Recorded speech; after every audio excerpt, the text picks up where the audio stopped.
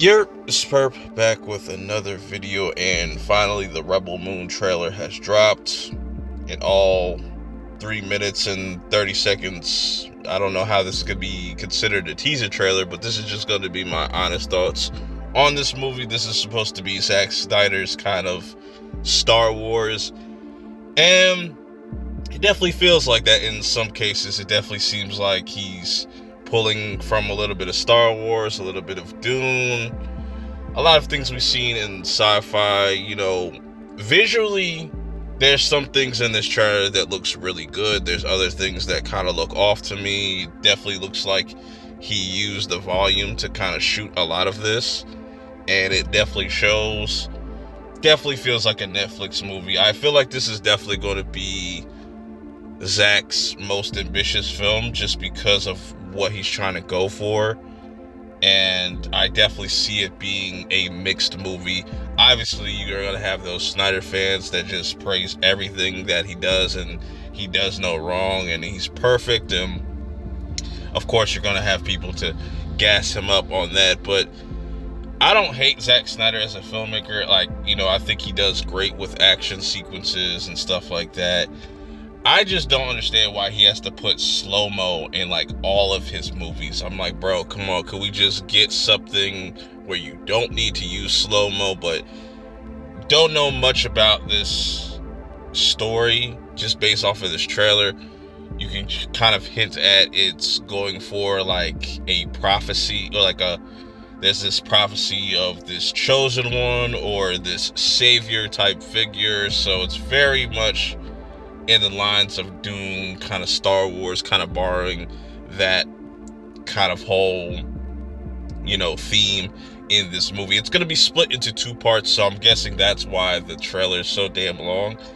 But I would have just called this a full trailer or something like that, trailer number 1. I'm curious to see how well this is going to do just when people get around to seeing it, if they're going to play this in theaters a couple weeks early or at the same time that it's on Netflix, because I would definitely like to see this on the big screen. There's a lot of interesting things. You got people that have these kind of lightsaber-esque type weapons, and I'm curious to see what's the difference between the red and the blue, if there's anything significant about that.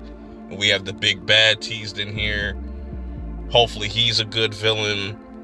A lot of interesting characters that I'm assuming that maybe might or might not make it out with certain characters. I hope that it's a movie that does have stakes and it does take itself serious.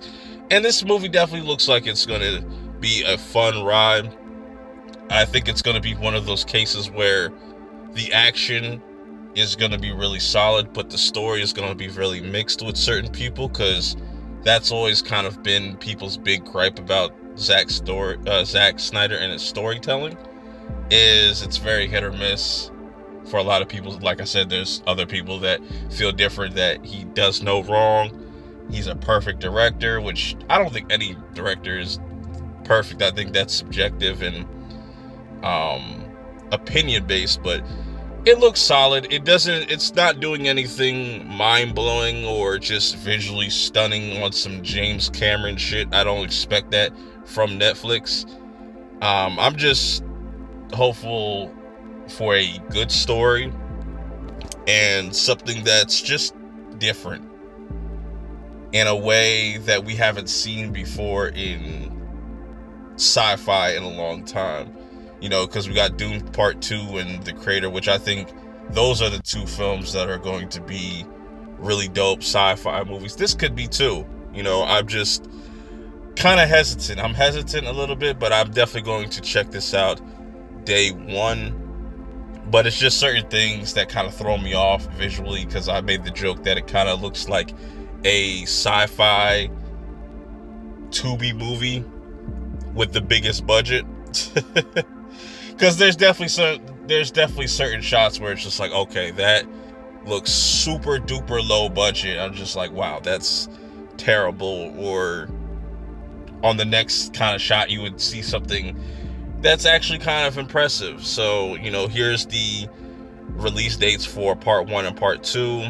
And I think this is going to be rated R as well. I don't know if it's going to be rated R on Netflix and then PG-13 in theaters, if that's going to be like the kind of strategy they're going with.